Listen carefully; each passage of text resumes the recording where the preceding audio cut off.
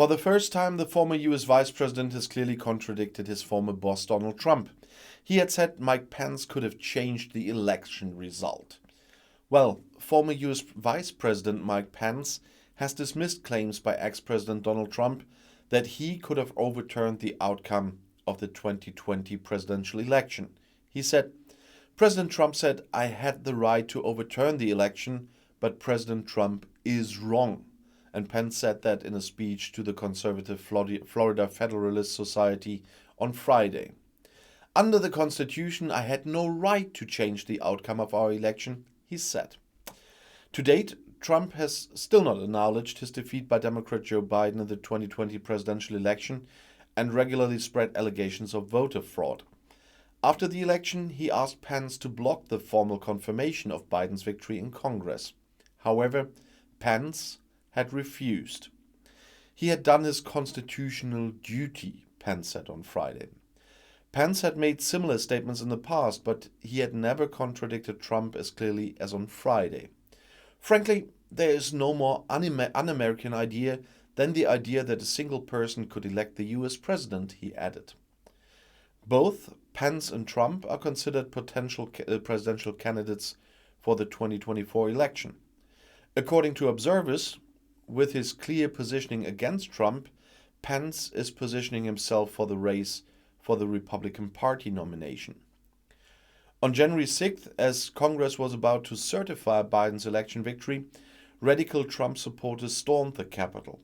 The storming of the seat of Congress with 5 dead caused horror around the world. Pence called the attack a dark day in US Capitol history, and he is right. At the start of the Winter Olympics in China, Open Doors, an aid organization for persecuted Christians, warns of increasing restrictions on religious freedom in the country. According to a press release from Open Doors, the close monitoring of Christians and their churches will be tightened again. Accordingly, church leaders in Beijing had received an official request to remain invisible in public in order to avoid conflicts. The relief organization also reports that people who carried out church activities outside of Sunday services received an invitation to tea from the authorities. According to Open Doors, in practice this means hours of interrogation and fines, and prison sentences of several weeks are also possible. According to the aid organization, Chinese President Xi Jinping sees the Christian faith as a threat to the regime and wants to adapt Christianity to Chinese culture and socialist values. The goal is absolute control of all religious activities and content. According to Open Doors, the pressure on Christians is constantly increasing due to ever stricter censorship and surveillance measures.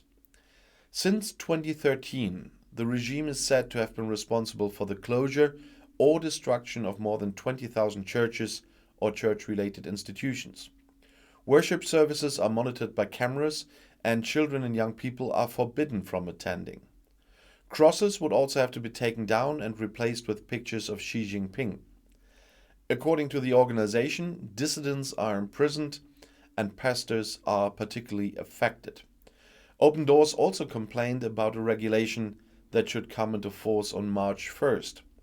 It significantly restricts the use of the internet for sharing religious content. A license for religious information services on the internet should then be necessary to carry out online sermons. According to Open Doors, however, the acquisition of the licenses is linked to very high hurdles that severely restrict freedom of belief. Without the license, the organization, transmission or recording of online religious activities are no longer allowed. And also, according to the aid organization, this would make the distribution of Christian content and the use of the internet for virtual meetings almost impossible. The consequences of the regulation can hardly be estimated at the moment, since many church activities have shifted to the internet due to the pandemic. China has slipped from 43rd in 2018 to 17th in Open Doors' ranking of the 50 countries where Christians are most persecuted.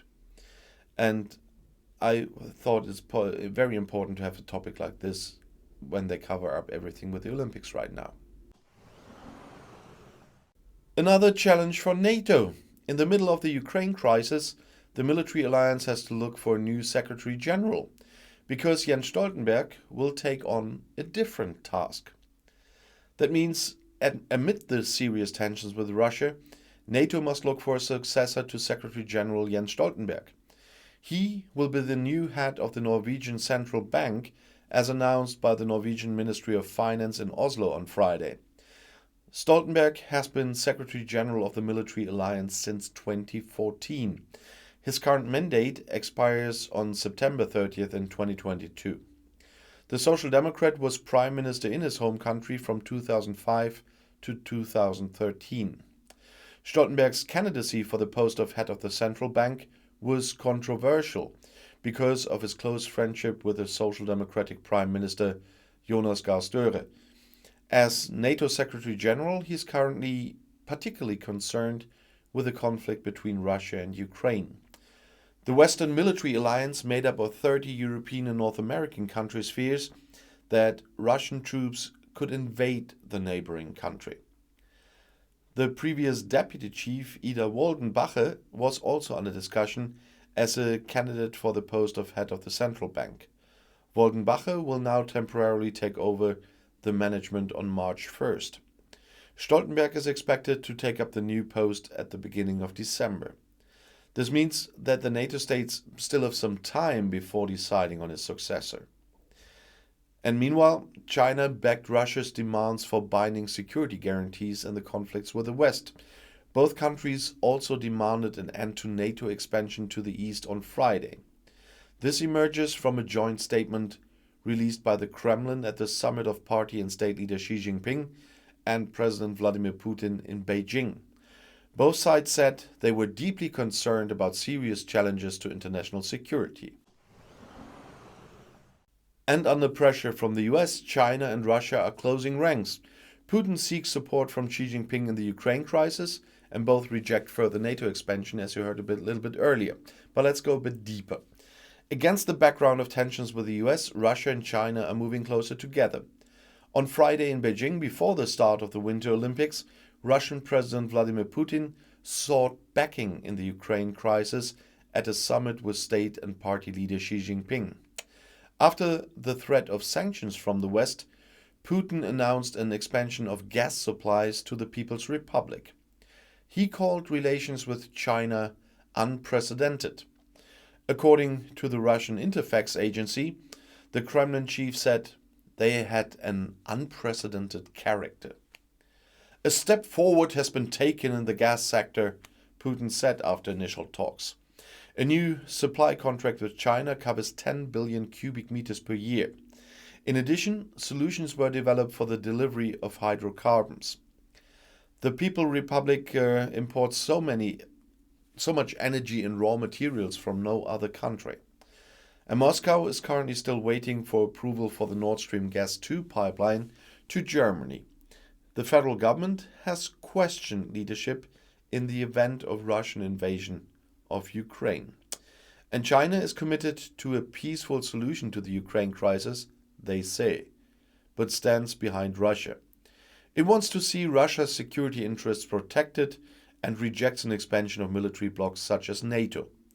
Both sides wanted to sign a joint statement during Putin's visit to Beijing, reflecting the common views of Russia and China on important global issues, including security issues, the Kremlin said. And, well, I'm still avoiding that word usually for Putin because he's still using a bit of democracy there, or at least the sign of it. But it's like a bit like the 50s, two dictators joining forces. And I'll see you in my next video. Bis gleich.